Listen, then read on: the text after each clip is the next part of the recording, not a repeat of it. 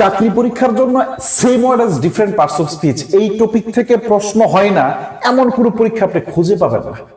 আজকে আমরা এই বিষয়টা নিয়ে খুব সংক্ষেপে আলোচনা করব, কিন্তু আপনি আশা করি এই টপিকটা আপনি বুঝে যাবেন ইনশাআল্লাহ। Same word as different parts of speech এই মানেটা কি, যদি আমি সহজভাবে একটা এক্সাম্পল দেওয়ার চেষ্টা করি। যেমন আমি একজন মানুষ, আমার একটা পরিচয় আছে, আমি এই মানুষ যখন আমি আপনাকে পড়াচ্ছি তখন আমার পরিচয় টিচার হয়ে যাচ্ছে। আমি আবার একটা পরিচয়, আমি একজন বয়। আবার একজন পরিচয়, যখন আমি বিয়ে করব তখন কারো হাজব্যান্ড হব। যখন আমার বাচ্চা হবে তখন আমি বাবা হব। তার মানে আমি যে মানুষটা আছি এই মানুষটা একই মানুষ, কিন্তু বিভিন্ন জায়গায় বিভিন্ন অবস্থানে পরিস্থিতির কারণে পরিবেশের কারণে তার অবস্থান চেঞ্জ হয়ে গেছে। Same word as different parts of speech জিনিসটা এইটাই। আমাদের প্রচলিত যে ওয়ার্ডগুলো আছে যেগুলোকে আমরা চিনি, বিভিন্ন পরিবেশ পরিস্থিতির কারণে ওই পরিচিত ওয়ার্ডগুলাই অন্য পার্টস অফ স্পিচ হিসেবে ব্যবহৃত হবে। এটার নাম হচ্ছে this is the main theme of same word as different parts of speech. এই অধ্যায়ের সব থেকে গুরুত্বপূর্ণ ওয়ার্ড বাট নিয়ে কথা বলার চেষ্টা করা হবে। বাটকে সচরাচর আমরা চিনে থাকি আমরা কনজাংশন হিসাবে। তার মানে বাটের একটা পরিচয় হচ্ছে কনজাংশন। তার মানে বাটের he is poor but honest, এই বাক্যে আমাদের বাটটা কি বলুন তো, কনজাংশন। এটা আমরা জানি, বাকিটুকু জানবো। এই বাট যখন সেন্টেন্সের শুরুতে বসবে তখন মনে রাখবেন বাট ভার্ব হিসাবে বসবে এবং ওইটা একটা ইম্পারেটিভ সেন্টেন্স হয়ে যাবে। কারণ আমরা জানি ইম্পারেটিভ সেন্টেন্স ভার্ব দিয়ে শুরু হয়।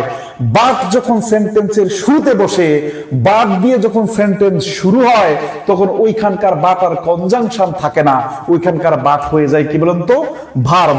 2 নাম্বার সেন্টেন্সে বাট মি নো বার্ডস, এই বাট হচ্ছে ভার্ব।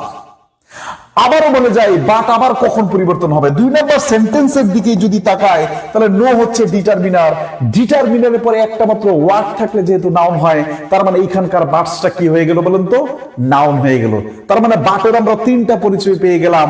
প্রথম বাট পেয়ে গেলাম পরিচিত কনজাংশন, এরপরে বাট অপরিচিত ভার্ব হয়ে গেল, বাট আরো অপরিচিত হয়ে নাউন হয়ে গেল। চলেন বাট আরো কিছু কি হতে পারে। এখানকার বলা হচ্ছে সেন্টেন্স চাই বাট কোথায় প্রিপোজিশন হতে পারে। তার মানে বাটের খেলা আরো বাকি আছে, বাট প্রিপোজিশন হিসাবে ব্যবহৃত হয়। মনে রাখতে হবে বাট যখন, বাটের অর্থ যখন অ্যাকসেপ্ট উইদাউট, ছাড়া বা ব্যতীত অর্থে ব্যবহৃত হয় তখন বাটটা কি প্রিপোজিশন হিসেবে ব্যবহৃত হয়।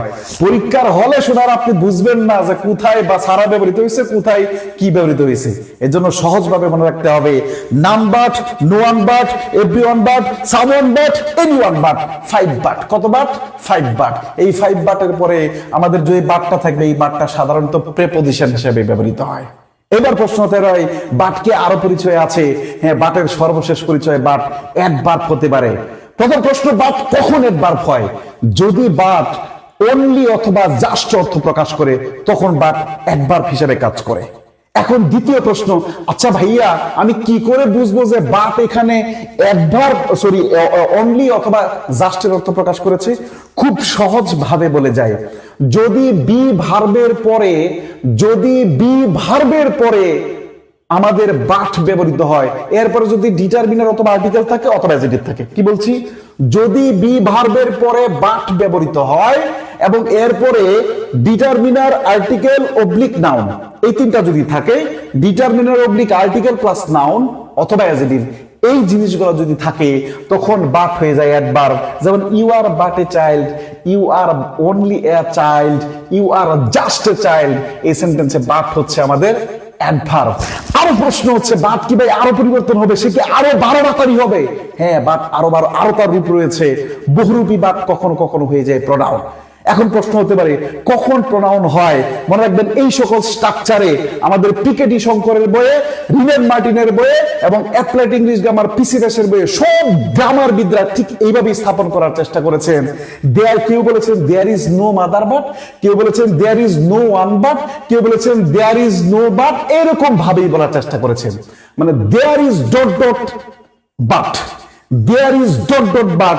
এই সেন্টেন্সে বাট হয় মূলত হু ডাজ নট এর পরিবর্তে বসে। মূল সেন্টেন্সটা ছিল there is no mother who does not love her child. এই হু ডাজন্ট এর পরিবর্তে কি বসেছে? বাট বসেছে।